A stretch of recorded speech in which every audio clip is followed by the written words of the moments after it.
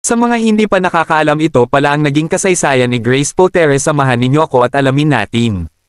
Si Mary Grace Natividad Sonora Poe Manza Reyes, mas kilala bilang Grace Poe, ay isang kilalang politiko at senador sa Pilipinas. Siya ay ipinanganak noong 1 ng Setyembre taong 1968 sa Iloilo City.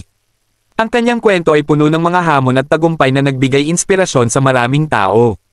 Maagang buhay. Noong siya ay sanggol pa, natagpuan si Grace sa Haro Metropolitan Cathedral, nakalagay sa Holy Water Font. Ang paring namahala sa simbahan ang nagbigay sa kanya ng pangalang Grace, na nangangahulugang siya ay isang biyaya mula sa Diyos. Sa kabila ng mga anunsyo upang mahanap ang kanyang tunay na ina, walang lumitaw upang mag-claim sa kanya. Siya ay inampon ng pamilyang militar at kalaunan ay ibinigay kay Tessie Ledesma Valencia, isang mayamang babae na kaibigan ng mga sikat na artista na sina Fernando Poe Jr. at Susan Roses. Sa huli, inampon siya ng mag-asawang Poe at binigyan ng pangalan na Mary Grace Natividad Sonora Poe.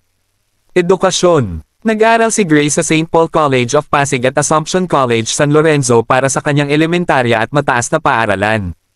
Pagkatapos nito, nag-aral siya sa University of the Philippines Manila kung saan kumuha siya ng kursong Development Studies.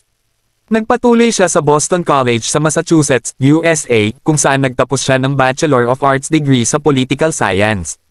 Karera sa politika. Bumalik si Grace sa Pilipinas noong 2005 matapos mamatay ang kanyang amang si Fernando Poe Jr., na tumakbo para sa pagkapangulo noong 2004 ngunit natalo.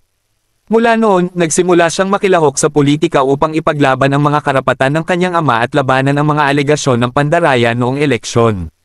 Senado. Noong 2013, tumakbo si Grace para maging senador bilang independenteng kandidato at nakakuha siya ng higit sa 20 milyong boto. Ito ang pinakamataas na bilang ng boto para sa isang senatorial candidate sa kasaysayan ng Pilipinas.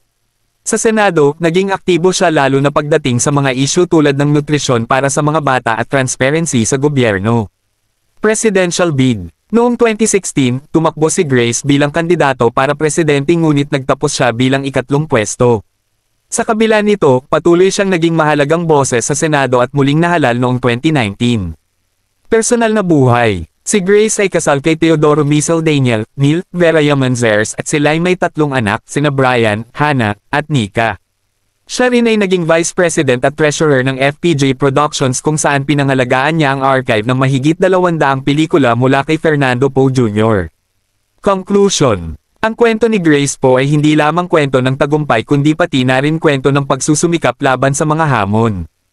Ang kanyang buhay mula pagkabata hanggang pagiging senador ay nagbibigay inspirasyon hindi lamang para sa mga Pilipino kundi pati na rin para sa lahat na naniniwala na kahit ano pa man ang pinagmulan mo, maaari kang umangat basta't may determinasyon. Ang buhay ni Grace Poe ay isang halimbawa kung paano maaaring makamit ang tagumpay kahit gaano pa man kahirap ang simula.